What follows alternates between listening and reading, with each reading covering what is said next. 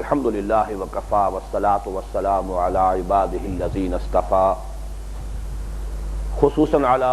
افضلہم وخاتم النبیین محمد الامین وعلی آلہ وصحبہ اجمعین اما بعد فاعوذ باللہ من الشیطان الرجیم بسم اللہ الرحمن الرحیم یا ایھا الذین آمنوا هل ادلکم علی تجارۃ تنجیکم من عذاب علیم تؤمنون باللہ ورسولہ وتجاہدون فی سبیل اللہ باموالکم وانفسکم ذالکم خیر لکم ان کنتم تعلمون یغفر لکم ذنوبکم ویدخلکم جنات تجری من تحتها الانہار ومساکن طیبۃ فی جنات عدن ذالک الفوز العظیم واخری تحبونها نصر من اللہ وفتح قریب وبشر المؤمنین صدق اللہ العظیم رب اشرح لی صدری ویسر لی امری واحلل عقدۃ من لسانی یفقہوا قولی اللہم ربنا الہمنا رشدنا واعذنا من شرور انفسنا اللہم ارنا الحق حقا وارزقنا اتباعہ وارنا الباطل باطلا وارزقنا اجتنابہ اللہم وفقنا لما تحب وترضى اللہم وفقنا ان نجاہد فی سبیلک باموالنا وانفسنا اللہم ارزقنا شہادۃ فی سبیلک آمین یا رب العالمین۔ سورہ صف کے دوسرے رکوع کی پہلی 4 آیات کے بارے میں یہ بات گزشتہ نشست میں بیان کی جا چکی ہے کہ ان میں دعوت جہاد ہے نہایت پرزور انداز میں، للکار کے انداز میں۔ اہل ایمان کیا تمہیں وہ تجارت بتائی جائے جو تمہیں دردناک عذاب سے چھٹکارا دلا دے؟ گویا کہ اشارہ ہو گیا کہ اگر اس راستے کو نہیں اپناؤ گے، یہ تجارت نہیں اختیار کرو گے تو دردناک عذاب سے چھٹکارا پانے کی امید موہوم ہے۔ وہ راستہ کیا ہے، وہ تجارت کون سی ہے؟ تؤمنون باللہ ورسولہ، ایمان لاؤ یا ایمان رکھو اللہ پر اور اس کے رسول پر، یعنی وہ ایمان جو یقین والا ایمان ہو، جس میں ثم لم یرتابوا والی کیفیت موجود ہو، شکوک و شبہات کے کانٹے چبھے ہوئے نہ ہو، وہ تصدیق بالقلب، ایک یقین قلبی کی صورت اختیار کر چکے۔ وَتُجَاهِدُونَ فِي سَبِيلِ اللَّهِ بِأَمْوَالِكُمْ وَأَنفُسِكُمْ، اور جہاد کرو اللہ کی راہ میں اور کھپاؤ اس میں اپنے مال بھی اور اپنی جانیں بھی۔ ذَلِكُمْ خَيْرٌ لَكُمْ إِن كُنتُمْ تَعْلَمُونَ، یہی تمہارے لیے بہتر ہے اگر تم علم رکھتے ہو۔ جہاں تک جہاد کا مفہوم، لغوی معنی، اس کے مراحل، مراتب، اس کے درجات، اس کا تعلق ہے، اس پر ایک مفصل خطاب ہو چکا ہے۔ سورہ حجرات میں بھی یہ لفظ آ چکا تھا، اس کے بعد وجاہدوا فی اللہ حق جہادہ، سورہ حج کے آخری رکوع کے ضمن میں بھی یہ مضمون آ چکا ہے، لہذا یہاں اب کسی تفصیل میں جانے کا موقع نہیں ہے۔ البتہ یہ کہ جلدی سے چند چیزیں ذہن میں مستحضر کر لیں، اور یہ چیزیں آج میں نے دیکھا کہ وہ جو مطبوعہ ہے ہمارا منتخب نصاب کتابی شکل میں، اس میں یہ چیزیں صرف ایک پیرے میں بہت ہی جامعیت کے ساتھ دے دی گئی ہیں۔ ہر طالب علم جو ہے قرآن مجید کا، جو اس کا بھی ارادہ رکھتا ہو کہ خیرکم من تعلم القرآن وعلمہ، وہ قرآن کی جو بات سیکھے گا اسے آگے سکھائے گا بھی، جو سمجھے گا اسے سمجھائے گا بھی، اس کے لیے نہایت مفید ہے۔ وہ ایک پیرا جو ہے وہ تو گویا کہ حفظ ہو جانا چاہیے۔ اس کا مادہ کیا ہے؟ جوہد۔ جوہد کے معنی ہر شخص جانتا ہے کوشش، کسی بھی مقصد کے لیے انسان اپنی محنت صرف کرتا ہے، کوشش کرتا ہے، یہ جوہد ہے۔ لیکن جہاد یا مجاہدہ یہ باب مفاعلہ ہے۔ باب مفاعلہ کے خواص میں سے اس میں مشارکت بھی ہے، مقابلہ بھی ہے، مبالغہ بھی ہے، یہ اوصاف جمع ہو جاتے ہیں اضافی طور پر، یعنی جوہد کا جوہد سے مقابلہ، جوہد کا جوہد کے سامنے آ جانا اور پنجہ آزمائی کرنا۔ گویا کہ یہاں اب کوشش کی بجائے صحیح لفظ ہوگا، وہاں مطبوعہ کتاب میں کشمکش کا لفظ ہے۔ یہ اردو میں غلط عام کے طور پر یہ لفظ استعمال ہوتا ہے کشمکش، حقیقت میں کشمکش کا فارسی زبان میں مفہوم بالکل دوسرا ہے۔ یہ تو گو مگو کی کیفیت ہے، کش بکش، کھینچو نہ کھینچو۔ یہ گو مگو کی کیفیت ہے۔ اصل لفظ جو فارسی کا ہے وہ کشاکش ہے، کھینچنا۔ کشاکش خس و دریا ہے دیدنی کوثر، الجھ رہے ہیں زمانے سے چند دیوانے۔ یہ الجھنا جو ہے، گریپل کرنا ایک دوسرے کے ساتھ، دست و گریبان ہونا، ایک دوسرے سے مقابلہ کرنا، پنجہ آزمائی کرنا، زور آزمائی کرنا، مقابلہ کرنا، کشاکش ہے، جیسے کہ رسہ کشی ہو رہی ہے، ادھر سے وہ کھینچ رہے ہیں، ادھر سے یہ کھینچ رہے ہیں۔ یہ ہے اصل میں لفظ جو جہاد اور مجاہدے کا اصل مفہوم ہے۔ یعنی اب اس کا جہاد سے مجاہدہ جب بنا ہے تو مفہوم کیا ہو گیا کہ وہ یک طرفہ ایک کوشش ہے، آپ اپنے کسی مقصد کے حصول کے لیے کوشش کر رہے ہیں۔ ایک یہ کہ جو اس مقصد کے راستے میں موانع ہیں، جو اس کے مخالفین ہیں، جو اس کے راستے کے رکاوٹیں ہیں یا رکاوٹیں ڈالنے والے ہیں، ان کا مقابلہ کر کے، ان سے کشاکش کر کے، ان سے پنجہ آزمائی کر کے، ان سے زور آزمائی کر کے، ان رکاوٹوں کو دور کرتے ہوئے آگے بڑھنا۔ یہ گویا کہ اسی کا ایک دوسرا رخ ہے، ایک صرف مثبت اور یک طرفہ معاملہ ہے کوشش، اور یہ کشاکش جو ہے، یہ جو بھی اس کے راستے میں مخالف ہے، مزاحم ہے، جو راستہ روک رہا ہے، جو بھی قوت ہے، اس کے ساتھ زور آزمائی کر کے اور اس کو ہٹا کر اس کے موانع جو ہے ان کو راستے سے دور کرتے ہوئے اپنے منزل کی طرف پیش قدمی کرنا، یہ جہاد ہے۔ اب جہاد کے ساتھ ظاہر بات ہے کوئی مقصد ہونا چاہیے، تو وہ فی سبیل کے لفظ سے اس مقصد کا تعین ہوتا ہے۔ جہاد فی سبیل الوطن، جہاد فی سبیل النفس، جہاد فی سبیل الاشتراکیہ، جہاد فی سبیل الشرک، جہاد فی سبیل الطاغوت، جہاد فی سبیل الباطل، اور جہاد فی سبیل الحق، جہاد فی سبیل التوحید، جہاد فی سبیل الاسلام، جہاد فی سبیل اللہ، اللہ کی راہ میں جہاد۔ یعنی جو بھی اللہ کے دشمن ہیں، اللہ کے دین کا راستہ روکنے والے ہیں، ان سے کشاکش کر کے، پنجہ آزمائی کر کے، نبرد آزمائی کر کے، اور اللہ کے دین کو دنیا میں غالب کرنے کی جد و جہد کرنا۔ ظاہر بات ہے یہ جد و جہد دو ہی شکلوں میں ہوتی ہے۔ انسان کے پاس ہے کیا؟ ہمیں اللہ نے کچھ محنت، کچھ صلاحیت دی ہے کام کرنے کی، کچھ صلاحیتیں ہیں، طاقت ہے، توانائیاں ہیں، یہ ہے ہماری جان۔ جان کھپتی ہے، یا پھر جو مالی وسائل ہیں، مال اور جان، یہ دو چیزیں ہمارے پاس ہیں۔ تیسری چیز وہ ہے کہ جس کو ہم وقت کہتے ہیں، یہ وقت بھی در حقیقت ایک طرح سے مال ہے۔ ٹائم از منی، یہ آج کی جو ایک عام پروورب ہے، یہ صحیح ہے کہ آپ اس پیسے کے ذریعے سے لوگوں کا وقت خرید سکتے ہیں اور وقت کے ذریعے سے پیسہ کما سکتے ہیں۔ اس اعتبار سے وقت کو تو گویا کہ آپ اس کیپٹل کے اندر ہی شامل کیجیے۔ تو یا انسان کے پاس ذہانت، فطانت، صلاحیت اور اس کی قوت، اس کے اندر جو توانائیاں ہیں، جو قوتیں ہیں، قوا ہیں اس کے، ان اور ان کے ساتھ جو بھی مالی وسائل ہیں، ان کو وہ کھپاتا ہے کسی بھی مقصد کے لیے۔ اس سے اگلی بات صرف یہ کہ جہاد کا لفظ مجرد آئے گا تو اس میں نفس کے خلاف جہاد بھی شامل ہو جائے گا، جیسا کہ ہم دیکھ چکے ہیں تفصیل سے، اس خطاب میں بات واضح ہو چکی ہے کہ حضور نے فرمایا کہ سب سے افضل جہاد یہ ہے۔ پوچھا گیا آپ سے ای الجہاد افضل یا رسول اللہ، تو جواباً آپ نے ارشاد فرمایا ان تجاہد نفسک فی طاعت اللہ، اپنے نفس سے جہاد کرو، اسے اللہ کا مطیع بناؤ، اس لیے کہ نفس ماں ہم کم طرف فرعون نیست لیکن اوراعون ایراعون نیست، یہ بھی اللہ کا بہت بڑا دشمن ہے، اور یہ ان النفس لامارۃ بالسوء، یہ تمہیں بدی ہی کا راستہ سجھاتا ہے، برائی ہی کا حکم دیتا ہے۔ تو اس کے ساتھ پنجہ آزمائی کرو، اس کو جھکاؤ اللہ کے سامنے، اس کو سر تسلیم خم کرنے پر مجبور کر دو اللہ کے ساتھ۔ لیکن جب آتا ہے جہاد فی سبیل اللہ تو اس کے دو ہی مفہوم ہیں۔ اللہ کی راہ میں جہاد، اس میں یا تو دعوت و تبلیغ،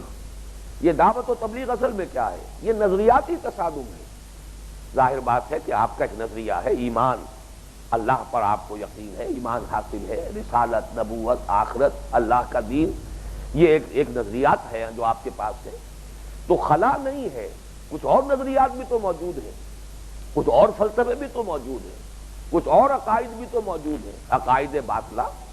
فلسفے ہیں غلط، نظریات ہیں باطل۔ تو جب تک کہ ان کے درمیان ٹکراؤ نہیں ہوگا، جب تک کہ آپ اپنے نظریے کی بالادستی ثابت نہیں کر دیں گے،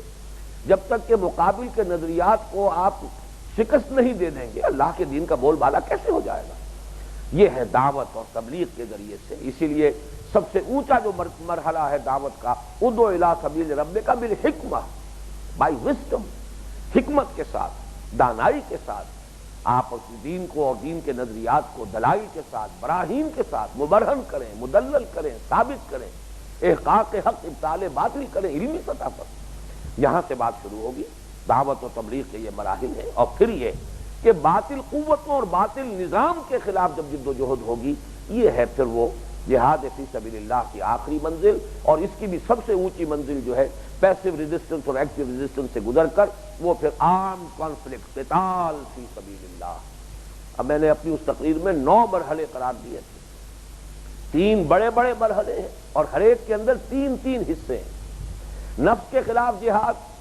اس کے بھی 2 اور اضافی پہلو ہیں، شیطان لعین کے خلاف جہاد، اور بگڑے ہوئے معاشرے کے جو پریشرز اور دباؤ ہیں ان کے خلاف جہاد۔ 3 جہاد کریں گے تب خود اللہ کے بندے بن سکیں گے، جیسے کہ اللہ کی بندگی کا حق ہے۔ پھر اسی طریقے سے باطل نظریات اور غلط عقائد کی نفی کرنا دعوت و تبلیغ کے ذریعے سے، اس کے بھی 3 لیولز ہیں، بالحکمہ والموعظۃ الحسنہ اور جدال بالحسنہ باللتی ہی احسن، یہ 3 مرحلے ہیں۔ پھر اس کے اوپر جب دین کے غلبے کی جد و جہد ہوگی، گویا کہ بالفاظ دیگر اسلامی انقلاب کی جد و جہد ہوگی، تو پیسو ریزسٹنس پہلا مرحلہ یہ ہوگا، ہر ظلم اور تشدد اور پرسیکیوشن کو برداشت کرو، جوابی کارروائی نہ کرو، جو کہ 12 برس تک مکے میں نبی اکرم صلی اللہ علیہ وسلم کا آرڈر آف دی ڈے رہا۔ جو پرسیکیوشن آئے جھیلو، صبر کرو، چاہے تمہارے ٹکڑے اڑا دیے جائیں، چاہے تمہیں جان سے مار دیا جائے، چاہے تمہیں زندہ آگ میں جلا دیا جائے، لیکن ہاتھ مت اٹھاؤ۔ اصبروا یا آل یاسر فإن موعدکم الجنہ، گھاٹے کی کون سی بات ہے، ادھر آنکھ بند ہوگی، ادھر جنت میں تمہاری آنکھ کھل جائے گی۔ یا لیت قومی یعلمون بما غفر لی ربی وجعلنی من المکرمین، جب اس بندہ مومن کو قتل کر دیا اس کی قوم نے، ادھر اس کی آنکھ بند ہوئی ہے اس عالم سے، عالم دنیا سے، ادھر جنت میں داخلہ ہو گیا ہے۔ یا لیت قومی یعلمون بما غفر لی ربی وجعلنی من المکرمین، کاش کہ میری قوم کو معلوم ہوتا میرے رب نے میرا کتنا اعزاز اور اکرام فرمایا ہے، اور جو کچھ مجھے اب یہاں فوری طور پر حاصل ہو گیا ہے، تو یہ ناکامی تو نہیں، تو کامیابی ہے۔ شہادت مطلوب و مقصود مومن نہ مال غنیمت نہ کشور کشائی، لیکن یہ کہ اس سے بعد اگلا مرحلہ بھی آتا ہے، جب طاقت کافی ہو اب چیلنج کرو، اقدام کرو، آگے بڑھو، ایکٹیو ریزسٹنس۔ اور اس کا پھر آخری مرحلہ قتال، نقد جان ہتھیلی پر رکھو، اب تک ٹکراؤ، فزیکل ٹکراؤ ہوگا باقاعدہ، اب تصادم ہوگا، اب جانیں جو ہے وہ دینی ہوگی۔ تو یہ ہے جہاد کے وہ سارے مراحل۔ تو یہاں پہ ایک ہی اصطلاح میں ان سب کو سمو لیا گیا، اہل ایمان اگر چاہتے ہو دردناک عذاب سے چھٹکارا پانا تو یہ لازم ہے طرز عمل تمہیں اختیار کرنا ہوگا، ایمان حقیقی کی تحصیل، کہ دل میں شکوک و شبہات باقی نہ رہے، تؤمنون باللہ ورسولہ، اور اللہ کی راہ میں جہاد، اور کھپا دینا اس میں اپنے اموال کو بھی اور اپنی جانوں کو بھی۔ ذالکم خیر لکم ان کنتم تعلمون، یہ کیوں کہا جا رہا ہے؟ یہی بہتر ہے اگر تم واقعی علم رکھتے ہو۔ تعلمون سے یہاں مراد کیا ہے؟ ان کنتم تعلمون الحقائق، ایک ہے علم ظاہر، اس کے اعتبار سے تو یہ گھاٹے کا سودا ہے، لیکن اگر حقیقت کا تمہیں علم ہے، حقیقت نفس الامری، وہی بات کہ جیسے کہ سورہ روم کی آیت نمبر 7 میں بڑے پیارے الفاظ آئے ہیں، یعلمون ظاہرا من الحیات الدنیا وہم عن الآخرۃ ہم غافلون، یہ لوگ حیات دنیاوی کے بھی صرف ظاہر کو جانتے ہیں، حیات دنیاوی کی بھی اصل حقیقت ان کے سامنے نہیں ہے، اور آخرت سے تو وہ سرے سے غافل ہے ہی۔ بہت پیاری آیت ہے، یعلمون ظاہرا من الحیات الدنیا وہم عن الآخرۃ ہم غافلون، یہ ہم کی جو تکرار آئی ہے وہ ہے کہ آخرت سے تو اگر غافل ہے ہی، آخرت کی طرف تو سرے سے کوئی دھیان ہے ہی نہیں، یہ دنیا کی زندگی کا بھی صرف ظاہری ان کی نگاہوں کے سامنے ہے، اس کی بھی اگر حقیقت منکشف ہو جائے، جیسے کہ حضور کی وہ دعا معصورہ جو آتی ہے، اللہم ارنی حقیقت الاشیاء کما ہی، اے اللہ مجھے حقیقت دکھا اشیاء کی۔ اہل نظر ذوق نظر خوب ہے، لیکن جو شے کی حقیقت کو نہ دیکھے وہ نظر کیا؟ تو شے کی حقیقت کو دیکھنا اصل میں ہے۔ تو اگر تو تم حقیقت کو سے واقف ہو تو یہ تمہارے لیے گھاٹے کا سودا نہیں، بصورت دیگر یہ گھاٹے کا سودا ہے۔ گھاٹے کا سودا کیوں ہے؟ نوٹ کیجیے کہ یہاں جو تم سے مانگا جا رہا ہے وہ نقد ہے، اور جو وعدہ کیا جا رہا ہے وہ ادھار ہے۔ اپنا سب کچھ دے دو اس دنیا میں، لوگے آخرت میں، یہ تو گھاٹے کا سودا ہے۔ دنیا کے تو جو آپ کو معلوم ہے، ضرب الامثال تو یہی ہے کہ نو نقد نہ تیرا ادھار، نقد لو چاہے 9 ہی مل رہے ہوں، ادھار میں 13 بھی ملتے ہو تو کچھ پتہ نہیں کہ وہ 13 کے 13 مارے جائیں، 9 بھی نہ ملے، یہ جو اندیشہ رہتا ہے۔ نقد میں اندیشہ نہیں ہے، آپ نے مبادلہ کیا ایک شے دی دوسری شے لے لی، اب اس میں کوئی چنتا نہیں، کوئی خلش نہیں، کوئی فکر نہیں، کوئی تشویش نہیں۔ ادھار میں تو تشویش ہوتی ہے، ہو سکتا ہے رقم بالکل ماری جائے، یہ تشویش جو ہے جس کو انگریزی میں بھی آپ نے بہت ابتدائی اسکول کے زمانے میں یاد کیے ہوں گے یہ محاورے اور ضرب الامثال، a bird in hand is worth two in the bush, ہاتھ کے اندر ایک پرندہ ہے تو وہ جو جھاڑیوں میں 2 ہیں کتنے ہیں ان سے یہ بہتر ہے تمہارے ہاتھ میں قبضے میں۔ اس اعتبار سے یہاں پر جو ذالکم خیر لکم کہا گیا ہے اس میں بڑی معنویت ہے کہ بظاہر تو یہ گھاٹے کا سودا ہے، تن من دھن لگا دو، جان بھی لگا دو، مال بھی کھپا دو، یہاں تک کہ نقد جان جو ہے اللہ کے راستے میں نثار کر دو، لیکن وعدہ آخرت کا ہے، جنت جو ہے آخرت میں ملے گی۔ ذالکم خیر لکم ان کنتم تعلمون۔ اس اعتبار سے ایک تو یہ نوٹ کیجئے کہ اس کی جو شرح ہے وہ آگے کی 2 آیات میں آ رہی ہے، خیر لکم سے مراد کیا ہے اس پر تو ہم بعد میں جائیں گے۔ اب میں چاہتا ہوں کہ اس آیت کی بھی ایک مثال دوسری آیت سورہ توبہ کی جو آیت نمبر 111 اس پر نظر ڈال لیجئے کہ یہ ادھار اور نقد کا کتنا فرق ہے۔ یہ آیت نمبر 111 میں یہ بات بہت واضح ہوتی ہے۔ ایک تقابل کیجئے، یہاں یہ تھا کہ کیا تمہیں تجارت بتائی جائے جو تمہیں عذاب علیم سے چھٹکارا دلا دے۔ اس آیت میں شروع ہو رہی بات ان اللہ اشتری من المؤمنین انفسهم واموالهم بان لهم الجنہ، اللہ نے خرید لیے ہیں اہل ایمان سے ان کی جانیں بھی اور ان کے مال بھی۔ اور یہاں دیکھیے یہ مقام عام طور پر جہاد کا لفظ جب قرآن میں آتا ہے مال مقدم ہوتا ہے، جان بعد میں آتی ہے۔ جاہدوا فی سبیل اللہ باموالکم وانفسکم، انما المؤمنون الذین آمنوا باللہ ورسولہ ثم لم یرتابوا وجاہدوا باموالہم وانفسہم فی سبیل اللہ۔ لیکن یہاں آپ دیکھ رہے ہیں کہ جان پہلے ہے، اس کی وجہ کیا ہے کہ یہ جہاد کی جو بلند ترین منزل قتال اس کا تذکرہ ہو رہا ہے، اور قتال میں تو اصل جو ہے وہ آنچ جو آتی ہے وہ جان پر آتی ہے، وہ جو رسک لے کر انسان میدان جنگ میں جاتا ہے وہ جان کا رسک ہے، اس لیے یہاں پر لائے نفس کو پہلے ان اللہ اشتری من المؤمنین انفسهم واموالهم بان لهم الجنہ، اللہ نے اہل ایمان سے خرید لیے ہیں ان کی جانیں بھی ان کے مال بھی، اس لیے کہ ان کے لیے ہے جنت، یعنی اس کی قیمت جنت ہے۔ وہ جنت ظاہر بات ہے اس دنیا میں نہیں ملتی، وہ جنت تو آخرت میں ملے گی، مرنے کے بعد ہے، یہ سودا ادھار کا ہے، سب کچھ جان مال سب کچھ یہاں دے دو نقد، اور جو اس کی قیمت اللہ تمہیں دے گا وہ جنت ہے، وہ آخرت میں ملے گی۔ یقاتلون، دیکھیے وہ لفظ آ گیا کیونکہ یہاں قتال کی بات ہو رہی ہے، یقاتلون فی سبیل اللہ فیقتلون ویقتلون، وہ قتال کرتے ہیں اللہ کی راہ میں تو قتل کرتے بھی ہیں قتل ہوتے بھی ہیں۔ ظاہر بات ہے کہ غزوہ احد، غزوہ بدر میں نہ معلوم کتنوں کو حضرت حمزہ رضی اللہ تعالی عنہ نے واصل جہنم کیا، جن میں سب سے پہلے عتبہ ابن ربیعہ تھا، لیکن یہ کہ غزوہ احد میں خود آپ شہید ہو گئے۔ فیقتلون ویقتلون، یہ یک طرفہ نہیں ہے، کوئی اللہ نے ضمانت نہیں دی آؤ اللہ کی راہ میں میری راہ میں جنگ کرو تمہیں کوئی آنچ نہیں آئے گی، نہیں، وہ جنگ کرتے ہیں اللہ کی راہ میں تو قتل کرتے بھی ہیں قتل ہوتے بھی ہیں۔ اب آ رہا ہے اصل وہ مضمون کہ وہ جو چنتا ہوتی ہے جسے میں نے چنتا کہا، تشویش، کہ یہ نقد کا معاملہ نہیں ہے ادھار کا ہے، کس طریقے سے اس تشویش کو یہاں رفع کرنے کے لیے دل جوئی کا، افہام و تفہیم کا کیا کیا اسلوب اختیار کیا اس آیت میں۔ وعدن علیہ حقا، دیکھو یہ اللہ کے ذمہ وعدہ ہے اور سچا ہے، کہیں تمہیں شک نہ ہو جائے، کچھ پتہ نہیں کہ جنت ملتی ہے کہ نہیں ملتی، اور جنت جو ماں سے بادل موت ہے بھی کہ نہیں ہے، یہاں کا تو سب کچھ ہم دے دیں اور پتہ نہیں ہے بھی کہ نہیں ہے۔ اگر ریب موجود ہے تو یہ کاروبار آپ کر ہی نہیں سکتے، اسی لیے ثم لم یرتابوا، وہ ریب جو ہے وہ تو شرط لازم ہے تو اس کا ازالہ ہونا چاہیے، تبھی تو آدمی جان و مال کھپائے گا اللہ کی راہ میں۔ تو وعدن علیہ حقا، یہ ذمہ ہے، اعلیٰ کا جو حرف جار ہے وہ آتا ہے ذمہ داری کے لیے، وعدن علیہ حقا فی التوراۃ والانجیل والقرآن، یہ وعدہ جو ہے تورات میں اللہ نے کیا، انجیل میں کیا، قرآن میں کیا، اتنا مقرر وعدہ، اتنا مؤثق وعدہ اتنا اللہ تعالیٰ کی طرف سے اب 3 دفعہ کسی بات کا کہا جانا جو ہے وہ گویا کہ وثوق کے لیے وہ آخری درجہ ہے، تو 3 مرتبہ دہرا دیا، وعدن علیہ حقا فی التوراۃ والانجیل والقرآن۔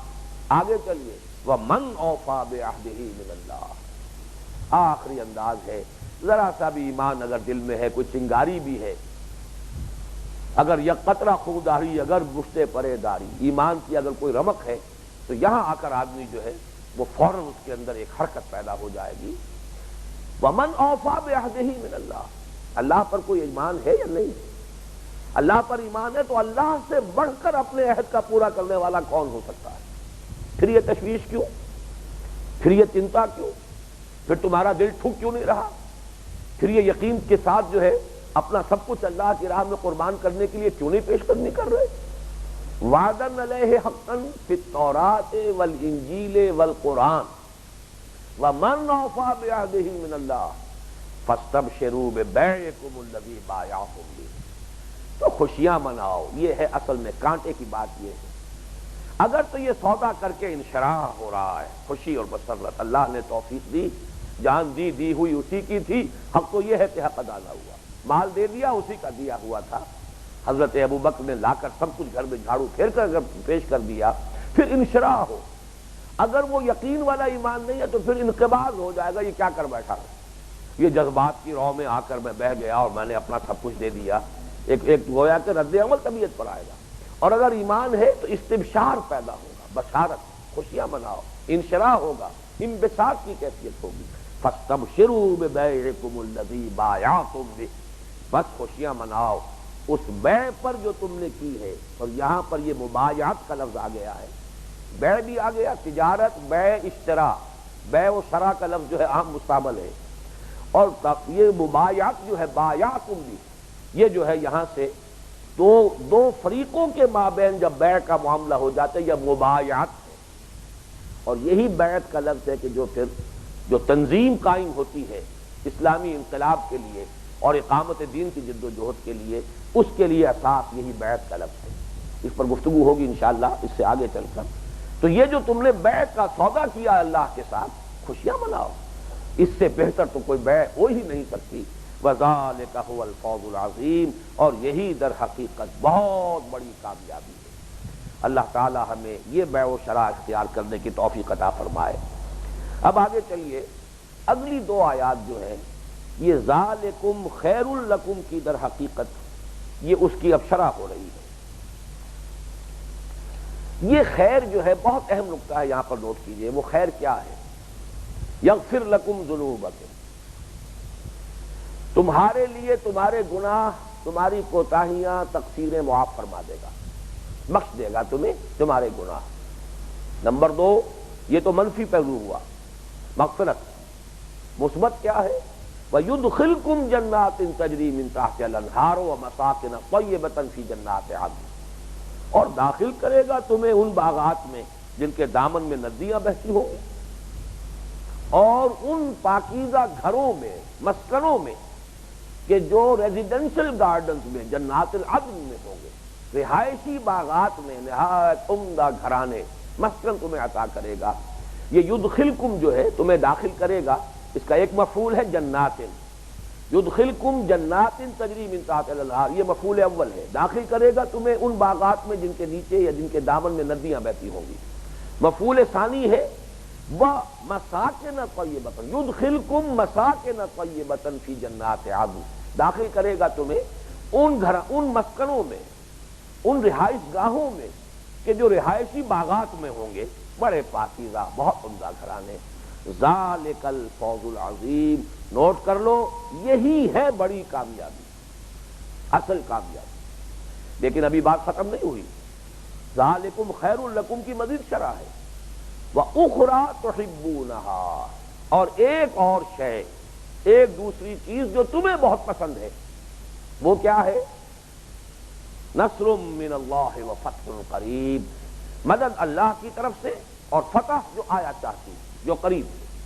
وبشر المؤمنین، اور اے نبی اہل ایمان کو بشارت دے دیجیے۔ اب یہاں نوٹ کیجئے، جو سمجھنے کی بات ہے کہ ذالکم خیر لکم کے 2 حصے ہو گئے ایک ایک آیت میں۔ ایک آیت نمبر 12 ہے، ایک آیت نمبر 13 ہے۔ ایک خیر آخرت ہے، ایک خیر دنیا ہے۔ خیر آخرت مغفرت اور جنت، یغفر لکم ذنوبکم ویدخلکم جنات تجری من تحتہا الانہار ومساکن طیبۃ فی جنات عدن۔ عدن کا جو لفظی معنی ہے وہ سمجھ لیجئے، عدنا بمقام فلاں، وہ شخص جو ہے فلاں جگہ پر مقیم ہو گیا، جہاں کوئی شخص اقامت گزی ہو جائے، مقیم ہو جائے، جو اس کی اقامت گاہ بن جائے، وہ عدنا، وہاں پر وہ سیٹل ہو گیا، وہاں اس نے رہائش اختیار کر لی۔ اسی سے لفظ معدن بنا ہے، ہیرے جواہرات کی کان ہے، کان اس ہیرے اس میں پڑے ہوئے ہیں، اب آپ نکالیں گے، جب نکالیں گے وہ تو وہاں ٹھہرے ہوئے ہیں، ٹکے ہوئے ہیں، تو معدن وہ جگہ ہے جہاں ہیرے جواہرات جو ہیں وہ رکھے ہوئے ہیں یا پڑے ہوئے ہیں۔ تو یہ ریزیڈینشل گارڈن جنات عدن، جیسا کہ آپ کو معلوم ہے کچھ ایسے گھر ہوتے ہیں بڑے لمبے چوڑے جو ہے، وہ اس کے ساتھ باغیچے بھی ہیں، اس کے درمیان بہترین جو ہے وہ رہنے کی رہائشی جگہ بھی ہے۔ بہرحال یہ دونوں چیزیں ملا لیجئے، مغفرت اور جنت۔ لیکن ذالک الفوز العظیم، یہ ہے بڑی کامیابی، یہ ہے اصل نقطہ۔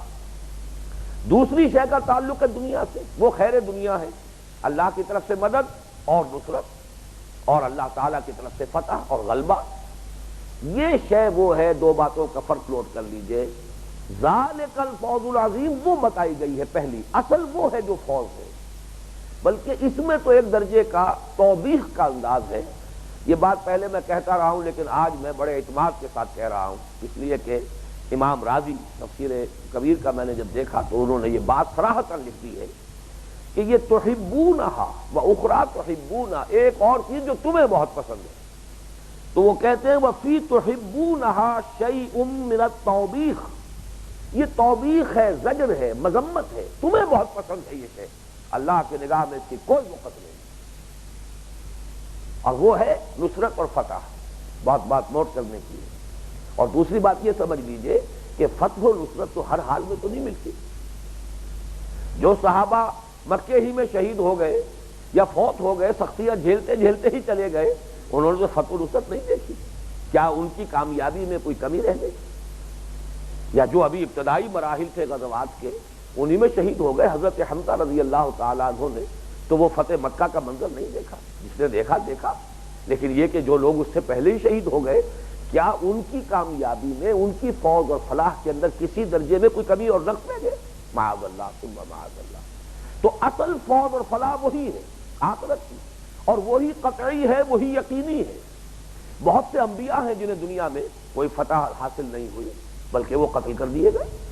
تو کیا وہ ناکام ہو گئے؟ معاذ اللہ۔ اصل میں اس نقطے کو سمجھ لینا چاہیے کہ در حقیقت جو شے مطلوب و مقصود کے سامنے کی حیثیت سے سامنے رہنی چاہیے، وہ صرف اخروی فوز و فلاح۔ دنیا کا معاملہ اضافی ہے، نافلۃ لک کے درجے میں ہے، ہو جائے تو اللہ کا فضل ہے، لیکن نہ ہو تو اس سے کسی کامیابی کے اندر کسی درجے میں بھی کسی کمی کے تصور کو شامل نہیں ہونا دینا چاہیے۔ اصل میں اسی کے حوالے سے یہ بات سمجھ لیجئے کہ اس دور کی اسلامی تحریکوں کی جو کچھ فکری غلطیاں ہیں، ظاہر بات ہے کہ اب کوئی نبی کی اٹھائی ہوئی تحریکیں تو نہیں ہیں، جو تحریکیں ہیں انسانوں نے اٹھائی ہیں، انسانی فکر میں کہیں کوئی خلا، کہیں کوئی کوتاہی رہ جاتی ہے، جہاں بہت سی اچیومنٹس ہیں، بہت کچھ اللہ تعالیٰ نے دین کی حقیقت کو بہت سے لوگوں پر واضح کیا ہے، کہیں نہ کہیں کوئی کمی رہ جاتی ہے، اور ہمیں اس کا مشاہدہ اور مطالعہ کر کے آئندہ کے لیے اس کی تلافی کی فکر کرنی چاہیے۔ اس کی ایک کمی کا منظر یہ ہے کہ نصب العین کے طور پر اقامت دین کو جب رکھ لیا جاتا ہے کہ ہماری جد و جہد کا مقصد آخرت میں اللہ کی رضا اور دنیا میں اللہ کے دین کا غلبہ ہے، اگر یہ نصب العین کے لیے الفاظ اختیار کیے جائیں گے تو انسان کا نقطہ نظر کج ہو جائے گا۔ دنیا میں دین کی اقامت اور غلبہ دین یہ نصب العین نہیں ہے، یہ فرض ہے، اس کی جد و جہد کرنا لازم ہے۔ نماز فرض ہے، لیکن نماز نصب العین تو نہیں ہے انسان کا، نصب العین تو در حقیقت اللہ کی رضا ہے، اللہ کی رضا اور آخرت کی فوز و فلاح۔ نصب العین کے درجے میں اللہ کی رضا اور آخرت کی فلاح کے سوا کوئی تیسری شے شامل کی گئی تو یہاں سے نقطہ نظر میں کجی ہو جائے گی، اور یہ جو کجی ہے پھر طرز عمل میں کجی پیدا ہوتی ہے، پرائیورٹیز کے اندر کجی پیدا ہو جاتی ہے، پھر انسان بسا اوقات بالکل غلط قدم اٹھا بیٹھتا ہے۔ جلدی سے بائی ہک اور بائی کروک اپنے اس نسب العین تک پہنچنے کے لیے، جیسے کہ عام دنیا کا قاعدہ ہے کہ اینڈ جسٹیفائز مینز، آپ کا مقصود یہ ہے کہ دین غالب ہو جائے، لہذا اگر طریقہ کار میں تھوڑی سی اونچ نیچ بھی ہو گئی، تھوڑی سی غلط حرکت بھی کر لی، تو کیا ہے اینڈ جسٹیفائز مینز، کہ جو ذرائع ہیں ان کے لیے اصل دلیل جو ہے وہ بن جاتی ہے کہ ہمارا مقصد تو صحیح ہے نا، اس اچھے مقصد کے لیے ہم ایک کام کر رہے ہیں۔ یہی شے ہے جو ہمارے ہاں اور بڑے ہی یوں سمجھیے کہ کروڑ پیمانے پر اور کروڑ صورت میں یوں آتی ہے کہ کسی غریبوں کی مدد کے لیے کوئی آپ نے کوئی ایسا جو ہے وہ فنکاروں کا مظاہرہ کروایا ہے، کوئی محفل رقص و سرود ہو رہی ہے، اس کے ٹکٹ لگے ہوئے ہیں کہ فلاں کام کے لیے چیریٹی شو ہو رہا ہے، اس کی جو بھی یافت ہوگی فلاں اچھے کام میں ہم لگا دیں گے، تو یہ تو بہت کروڑ صورت ہے جس کو کہ ہر مسلمان سمجھ لیتا ہے کہ بہت استہزاء ہے، یہ تماشا ہے، مذاق ہے دین کا۔ لیکن یہ کہ ذرا لطیف صورت میں یہی معاملہ جو ہے وہ یہاں آ جاتا ہے کہ جہاں نسب العین کے درجے میں سوائے اللہ کی رضا اور آخرت کی فوز و فلاح کے کوئی شے شامل کر دی جائے۔ نماز فرض ہے، نسب العین نہیں ہے، اقامت دین کی جد و جہد فرض ہے، بدقسمتی سے یا تو ہمارے جو ہے سواد اعظم مسلمانوں کا وہ اسے فرض بھی نہیں سمجھتا، وہ تو فرائض کی فہرست میں ہی نہیں، جنہوں نے اس کی فرضیت اور اہمیت سمجھ لی، اگر انہوں نے اسے نسب العین کے درجے پر رکھ دیا تو یہ گویا کہ افراد کے مقابلے میں تفریط ہو گئی، یہ دوسری انتہا پر پہنچ گئے، اور یہ خطا جو ہے اس کا ازالہ اس مقام سے ہو جاتا ہے کہ جو بدلہ بتایا جا رہا ہے، اگر یہ تجارت کرو گے تو نفع کیا ملے گا، ذالکم خیر لکم ان کنتم تعلمون، اس کی شرح کیا ہے، یغفر لکم ذنوبکم ویدخلکم جنات تجری من تحتها الانہار ومساکن طیبۃ فی جنات عدن ذالک الفوز العظیم۔ اصل کامیابی، بڑی کامیابی، اصل فوز، اصل فلاح وہ یہ، اس پر نگاہوں کو جما دو، نسب العین کے درجے میں رکھنا ہے تو صرف اسے رکھو۔ وَأُخْرَى تُحِبُّونَهَا نَصْرٌ مِّنَ اللَّهِ وَفَتْحٌ قَرِيبٌ وَأُخْرَى تُحِبُّونَهَا، اور ایک دوسری شے جو تمہیں پسند ہے، جو تمہیں بہت محبوب ہے، وہ یہ ہے کہ اللہ کی طرف سے مدد آیا چاہتی ہے اور فتح تمہاری قدم بوسی کیا چاہتی ہے۔ وَبَشِّرِ الْمُؤْمِنِينَ، اور اے نبی اس کی بشارت دے دیجئے اہل ایمان کو۔ پہلی بات میں نے اس ٹکڑے کے بارے میں عرض کی ہے کہ یہ جو آیت ہے اخریٰ تحبونہا نصر من اللہ فتح قریب، یہ ہر حال میں یہ وعدہ نہیں ہے اللہ کا، اس لیے کہ ہمیں معلوم ہے بے شمار انبیاء چلے گئے کہ انہیں غلبہ حاصل نہیں ہوا،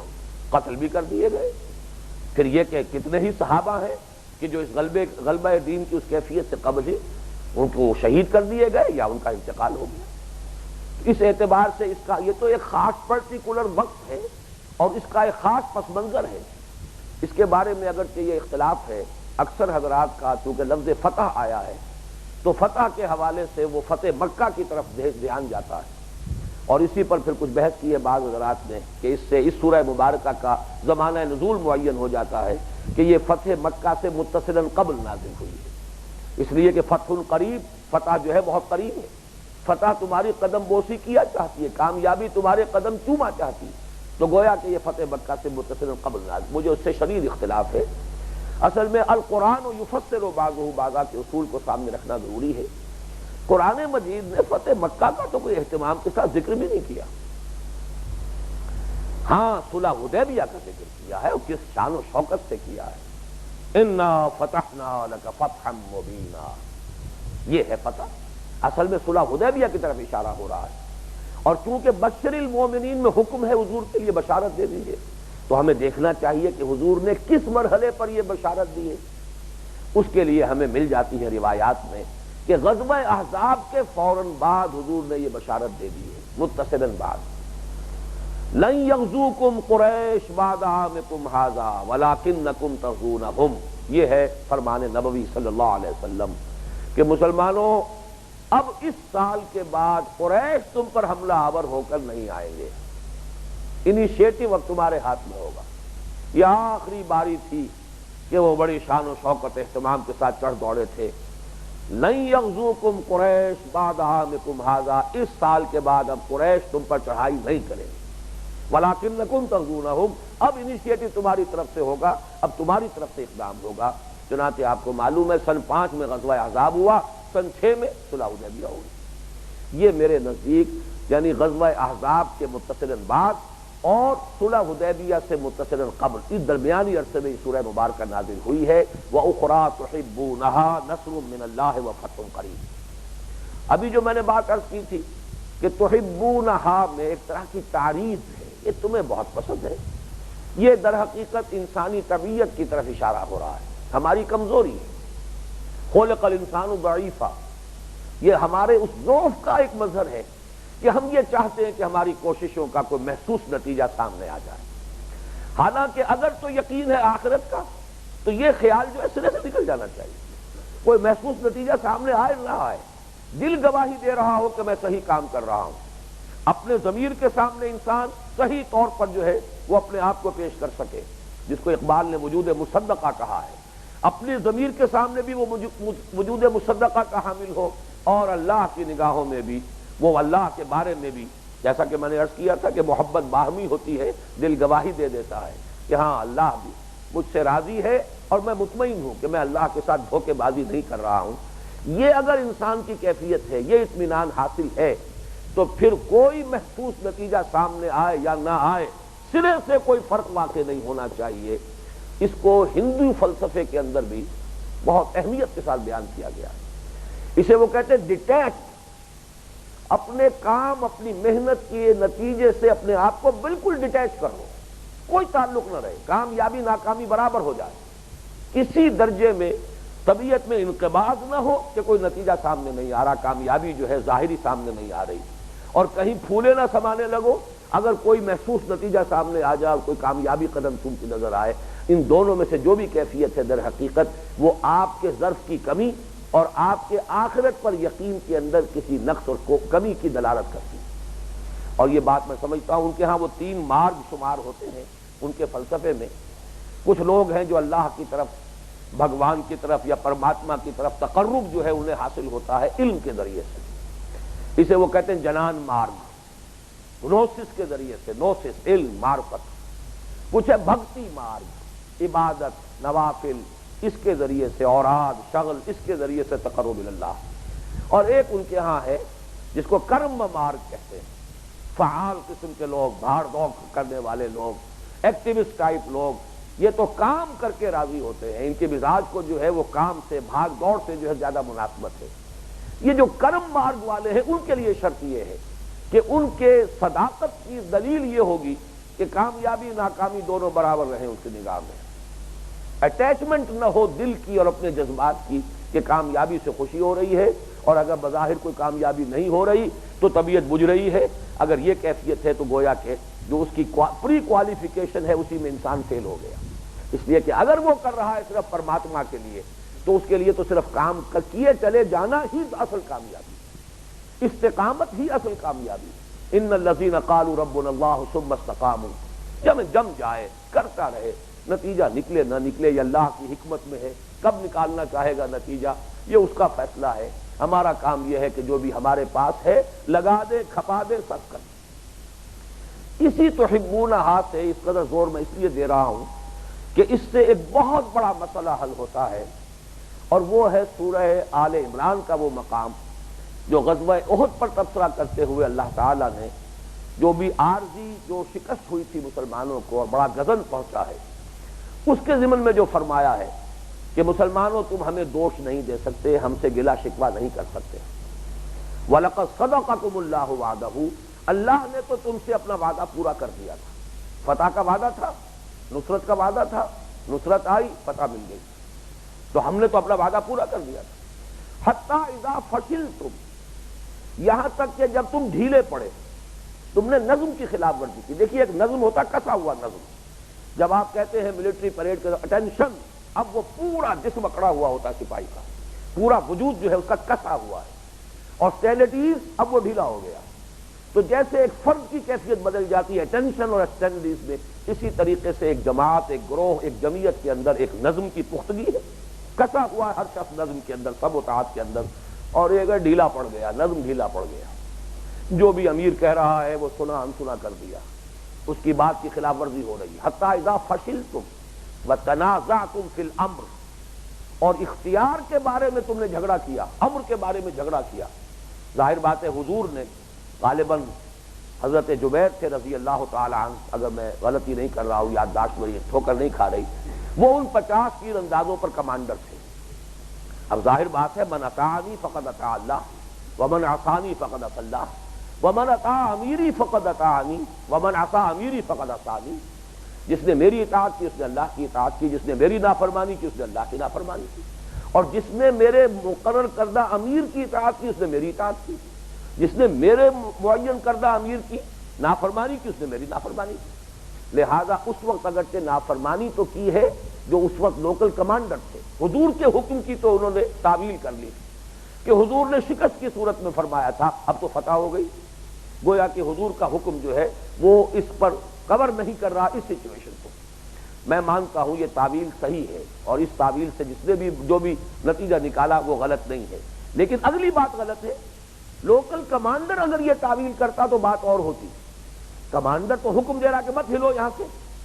تمہاری تعویل اپنی جگہ پر ہے، تمہارا اپنا فہم ہے، تمہارا اپنا اجتہاد ہے، لیکن تم ایک نظم میں کسے ہوئے ہو، تم مامور ہو، تم پر ایک امیر ہے،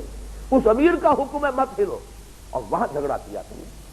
حتی اذا فشلتم وتنازعتم فی الامر